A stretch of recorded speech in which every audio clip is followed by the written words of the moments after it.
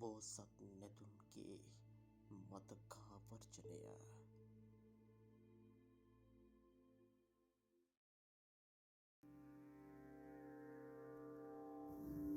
वर्ष 1953 දී ඉන්දියාවේ මයිසූර්හි උපන් රාජා ඉන්දියාවේ මහරාජා කෙනෙකුගේ නිධන්ගත රෝගයක් සුව කිරීමක් වශයෙන් පිළියන්තල නීලම් මහර දේශීය වෙදතුරු ස්වාමීන් වහන්සේට ත්‍යාග කොට පූජා කෙරෙනු පැටවුන් දෙදෙනාගෙන් එක් පැටවකි.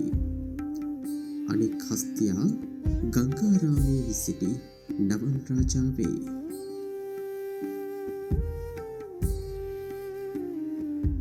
එක්දහස් 978 වසරේ එකල ආයුර්වේද වෙදතුරු වූ නදුන්ගමුවේ ධර්ම විජය වෙද මහතාගේ පියා විසින් දෙවන හිමිකම් ලෙස මේ හස්තියා මිලදී ගන්නා ලදී. එතැන් පටන් ඔහු නදුන්ගමුවේ විජය රාජා විය.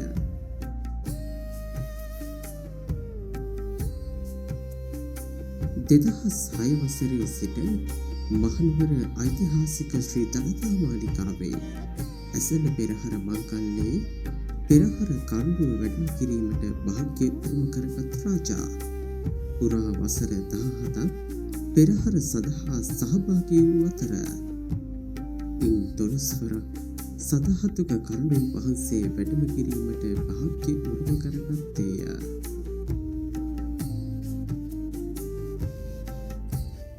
2022 මාර්තු 7 වන දින නැතුන්ගමුවේ රාජා මෙලොවින් සමුගත්තේය. ජාතික වස්තුවක් ලෙස නම් කෙරූ රාජාගේ සිරුර සංරක්ෂණය කිරීමට කටයුතු කළේ මෙවන් පසුබිමකදීය. සංරක්ෂණය කළ නැතුන්ගමුවේ රාජාගේ රුව මාර්තු 7 වනදා සිට කොළඹ ජාතික කෞතුකාගාරයේදී ප්‍රදර්ශනය කෙරේ.